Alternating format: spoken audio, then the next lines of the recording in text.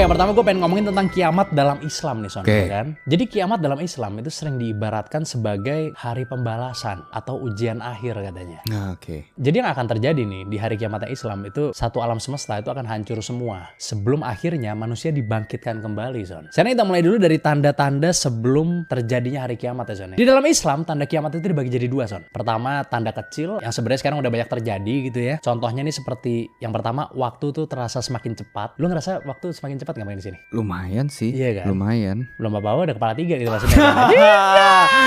Terus habis itu tanda-tanda kiamat yang selanjutnya itu adalah orang pada berlomba-lomba untuk membangun gedung tinggi, Son. Sampai akhirnya ilmu agama tuh dianggap tidak penting lagi udahan. Nah itu kita juga sudah menuju ke sana kayaknya ya. Maksudnya pelan-pelan orang makin kesini orang-orang tuh semakin ngejar dunia doang gitu maksudnya. Ya kan, kerjaan apa ya kan. Iya. Tapi agamanya semakin dilupakan gitu. Dan sepertinya ya negara Konoha ini memang pengen dibikin sekuler, Son, jujur aja ya kan. Sepertinya kalau menurut saya ya.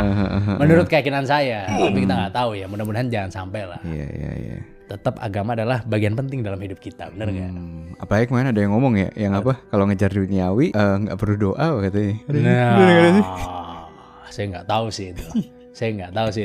Kemarin saya baru lihatnya tuh yang ribut-ribut soal barang Amerika, katanya kalau mau masuk halal apa nggak usah pakai halal katanya. Oh iya. Tahu nggak? Iya. Ya kan, nah itu kemarin tuh ribut-ribut yang saya denger yang gitu. Terus yang kedua itu ada tanda besar atau biasanya orang sebutnya kubro gitu ya. Nah kalau ini tuh bener-bener tanda-tanda yang sangat jelas, Son, dimana akan turun seorang dajjal, yaitu adalah sebuah makhluk yang sangat lihai dalam menipu.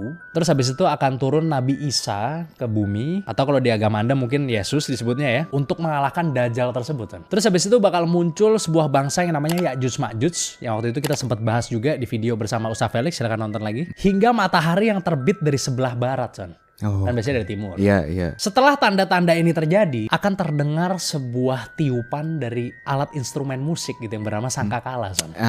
Trompet itu ya. Trompet kayak trompet gitulah. Itu ditiupnya oleh malaikat Israfil. Begitu tiupan pertama dibunyikan, Son, seluruh alam semesta akan hancur. Gunung-gunung akan berhamburan seperti kapas katanya. Planet bertabrakan dan semua makhluk hidup mosing, Son, di tengah-tengah. Semua makhluk hidup mati katanya. Iya. Terus habis itu di tiupan kedua, Son, semua manusia dari zaman Nabi Adam sampai manusia yang terakhir itu bangkit lagi, Son, dari kubur.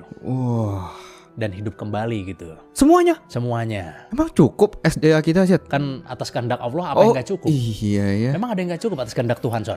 Nggak ada sih. Nggak ada dong. Gimana sih ada?